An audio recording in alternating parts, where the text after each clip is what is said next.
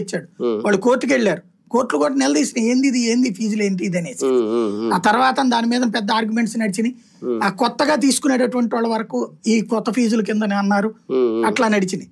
ఇప్పుడు అట్లాంటి ఇది తగ్గించాడు అనుకోండి, వీళ్ళకి భయం కదా వీళ్ళకి, అప్పుడు నష్టం వస్తుంది అనేసి వదిలేసుకోవాలి. నష్టపరచడు. ఒక రాజ్యం తలుచుకుంటే ఎవరినైనా దారికి తేవచ్చు.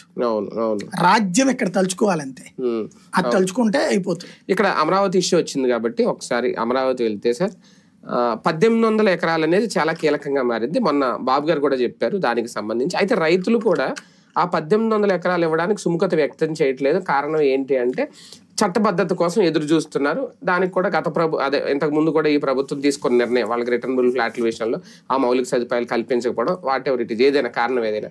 కానీ ఎలాగైనా ఆ భూమి తీసుకోవాలి అంటే బలవంతపు సేకరణ ఏమన్నా చేయబోతున్నారు. అదే కనుక చేస్తే రైతులు అంగీకరిస్తారు. వాళ్ళు సేకరణ చేయమంటున్నారు. వాళ్ళు భూములు వేయడానికి సిద్ధమే, సేకరణ చేసుకోమంటున్నారు. ఎందుకని? సేకరణ చేసుకుంటే లంసం డబ్బులు ఇచ్చి తీసుకోవాలి. భూసేకరణ కాకుండా సేకరణ చేస్తే డబ్బులు వాళ్ళకి వచ్చేస్తాయి. ఏముంది, 3 రెట్లు ఇస్తారు.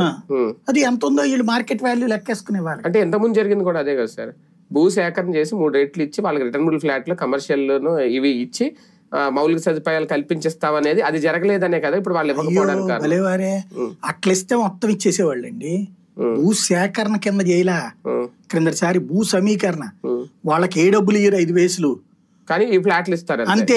ఎకరం తీసుకుని 4800 గజాలు ఎకరం తీసుకుని వాళ్ళకి కేవలం 1200 గజాలు, ఒకరికి 1000 గజాలు, ఇంకోళ్ళకి 1200 గజాలు, ఇట్లాగా అంతే. ఓ 200 కమర్షియల్. బాగా మూతుబరి ఉండేవాటి 3 పంటలు పండే ఏరియాలోకి 1400 గజాలు. అంతేగాని వాళ్ళకి ఇంకా డబ్బులేమి ఇయ్యరు, భూసేకరణ డబ్బులేమి ఇయ్యరు, 3 టైమ్స్ ఏమి ఇయ్యరు. అది ఇస్తే ప్రతి ఒక్కళ్ళు ఇచ్చేవాళ్ళు కదా. భూ సమీ